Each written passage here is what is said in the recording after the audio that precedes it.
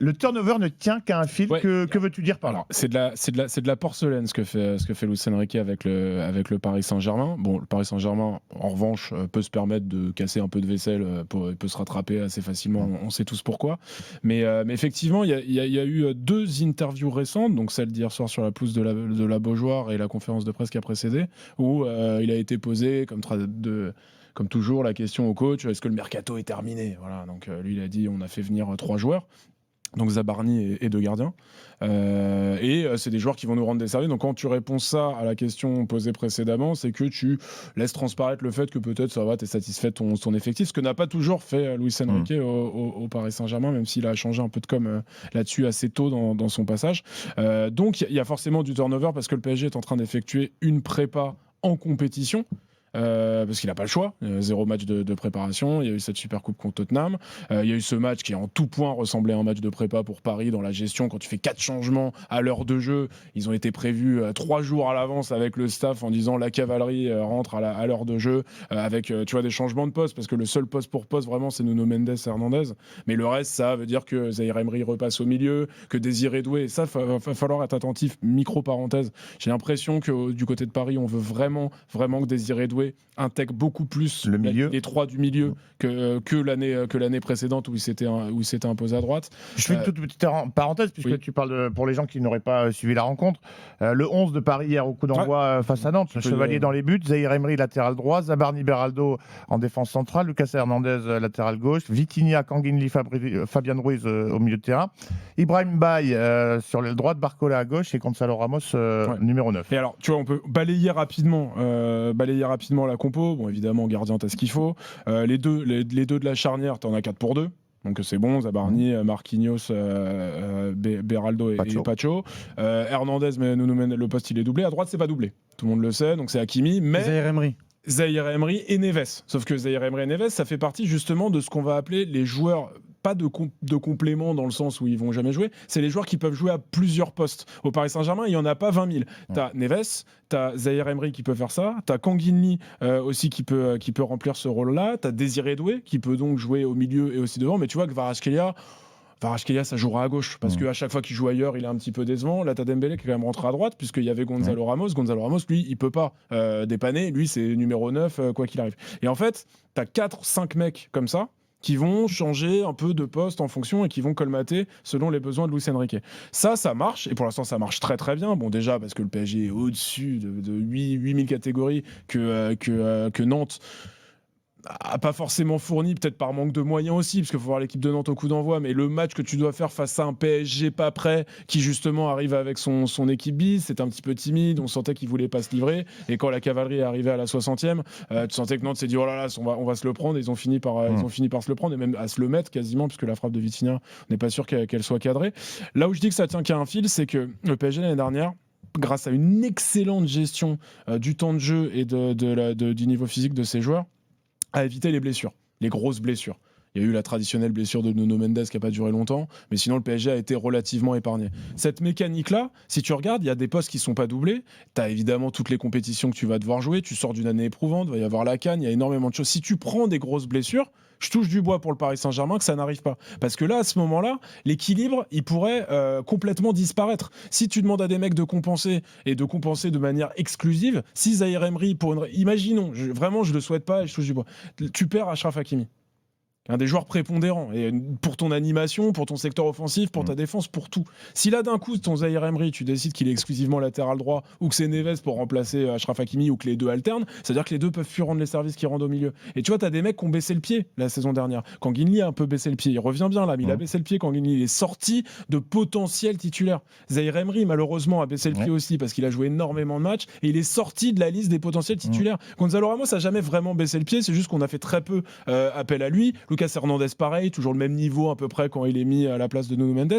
Mais si tu prends une ou deux grosses blessures, là d'un coup le discours va changer parce que Luis Enrique a justifié en disant nous, on a la polyvalence de mes joueurs permet de mettre en place ce turnover. Mais tu sens que Luis Enrique, dans ses expressions contre Tottenham et contre Nantes, peut-être qu'il aimerait se passer de temps en temps de la faire rentrer, la cavalerie, justement pour aller chercher les résultats. Peut-être qu'il se dit que ces joueurs-là de complément, déjà, faut pas qu'ils se pètent. Et deuxièmement, peut-être qu'il aimerait qu'ils soient à un niveau un poil supérieur et que l'écart entre remplaçants, joueurs de complément et les titulaires indiscutables soit moins grand. Bon, en effet, messieurs, qu'est-ce qu'on fait parce que Félix l'a rappelé, on a suffisamment souligné que le PSG en fait avait un 11, allez, un 12, peut-être 13 non, mais le constat, assis et qu'autour, ça peut être fragile. Le constat, il est implacable de la part de Félix. Moi, je suis d'accord avec lui. Après, la difficulté pour le Paris Saint-Germain, on l'a déjà répété, c'est qu'avec une équipe qui a gagné une Ligue des Champions, qui a fait une saison hors norme, hors du commun, en fait, comment tu apportes du changement, comment tu renforces tes lignes, surtout que tu as des joueurs qui sont sur une grande dynamique, comment tu vas attirer aussi des seconds couteaux. Le backup à Hakimi, dont on a déjà parlé sur les émissions, mais pas simple. Comment tu vas dire à un mec, il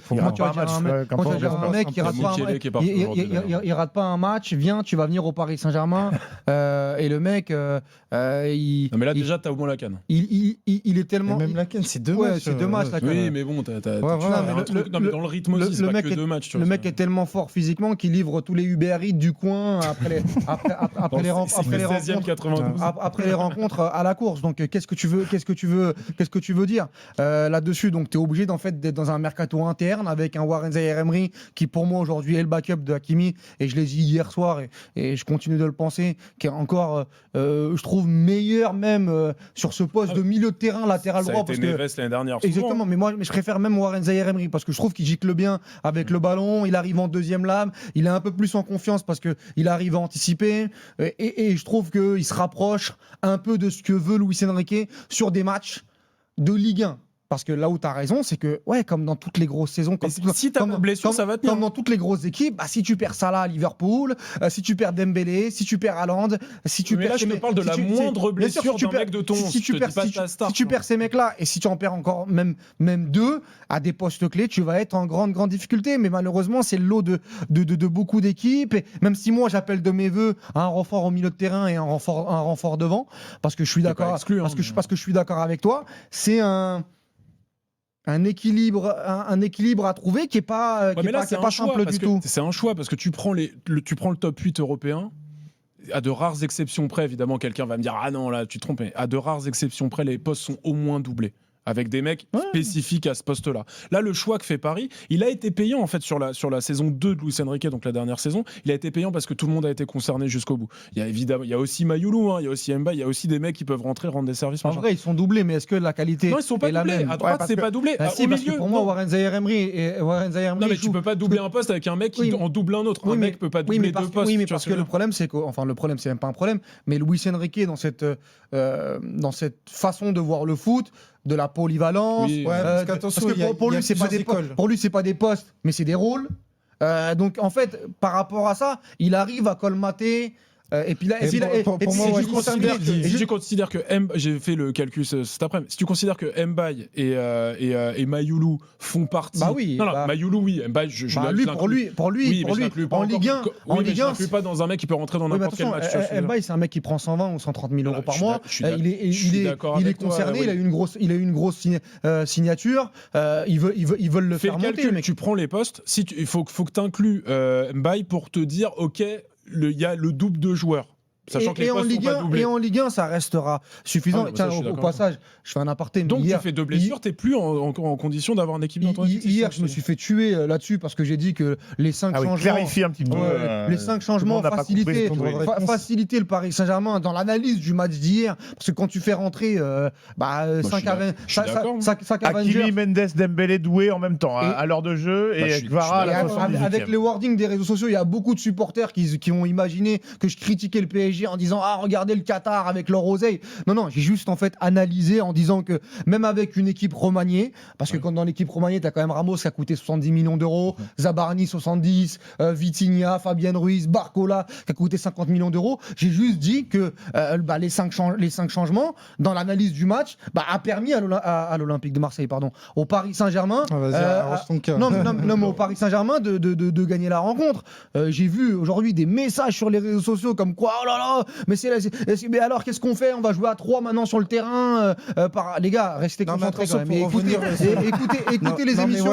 Écoutez les émissions. Walid, une fois qu'il a dit ça, pour revenir sur ce que dit Félix, en fait, il y a plusieurs portes d'entrée. Déjà, sur la constitution du groupe.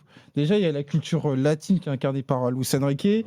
C'est le même cas pour Guardiola et c'est aussi le cas pour Barça. D'ailleurs, il y a un point commun, c'est-à-dire eux, ils sont partisans d'un groupe qui est très resserré. Un groupe qui est très resserré où la polyvalence va faire foi. C'est notamment pour ça que sur le cas d'Hakimi et sur le backup, c'est un faux débat aujourd'hui. Et ensuite...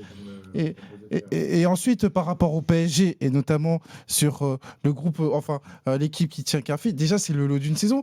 Et en fait, j'arrive pas à me prononcer, parce que pourquoi? Il y a des contre-exemples. La saison dernière, on a aussi loué, lors de la saison 2024-2025, un PSG bis qui, notamment au Parc des Princes, était capable de dérouler. Je me souviens d'un match contre Brest, où Eric Roy me dit, c'est une équipe qui est incroyable. De la même manière, qu'est-ce qu'on dit après Tottenham? On a mis en avant la qualité du banc sur sa capacité à impacter la rencontre sur une super coupe européenne. Mais attends, si. Moi, je suis pas d'accord. L'année dernière, on a dit, et c'était croissant tout au long de la saison, l'écart entre les remplaçants, les joueurs de complément, c'est pas des remplaçants, l'écart entre les joueurs de complément et les titulaires indiscutables qui avaient été à partir de City.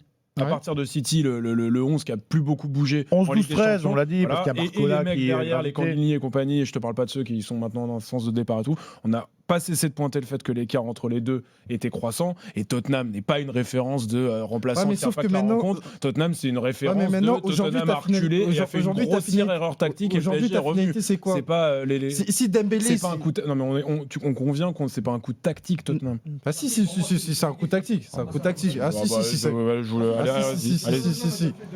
Entre Baye, de faire déplacer Dembélé au poste d'ailier, de faire entrer Ramos, de mettre Ibrahim Mbaye. Il peut faire des grosses diffs. Non, il le fait pas tout le temps. Dembélé, il aurait pu. Il démarre dans l'axe. Oui, mais même en cours de match, il aurait pu terminer avec Dembélé dans l'axe. Ramos qui rentre pas, il fait rentrer Lee Kang-in dans le cœur du jeu. Non, mais dans le cœur du jeu, oui, mais non, mais il aurait pu faire d'autres changements. La même chose avec Ibrahim Mbaye qui rentre d'un côté sur les 5 premières minutes, il se fait bouger par Spence derrière, il le refait basculer de l'autre côté. Où là, à ce moment-là, il est beaucoup plus impactant sur ses percussions. Tu penses vraiment que ce match de Tottenham, on peut dire, ça y est, tout est réglé. Les non. Par contre, les joueurs qui rentrent, on est d'accord. Ça, je suis d'accord. Guili, on va pas se dire, ok, c'est bon, le mec en fait, il peut postuler. Ça, je suis d'accord. Attention, il faut pas s'enfermer. Ce match-là ne doit pas nous endormir sur la qualité du banc. Par contre, moi, je trouve que Luis Enrique a trouvé les solutions. Tu sais, on parlait tout à l'heure de De Zerbi qui, dans son impact sur le plan B, sur la lecture de match, moi, je trouve que, en tout cas, Ibrahim Mbaye super entré, Lee Kang-in super entré, Ramos buteur, Dembélé passeur décisif avec Hakimi à l'avant-dernière passe. Donc, ça reste factuel. Tous ces choix ont impacté au final, avec peut-être de la réussite. Mais par contre, là où je peux te rejoindre, moi, je me fais pas avoir par Ramos, je me fais pas avoir par Lee Kang-in qui fait son match. Comment ça, tu te fais pas avoir par Ramos? C'est-à-dire que pour moi, Ramos, on est en désaccord souvent avec toi, Simon. C'est-à-dire que pour moi, Ramos, c'est sa première grosse image, depuis très longtemps au PSG, ce but contre Tottenham qui te donne un titre.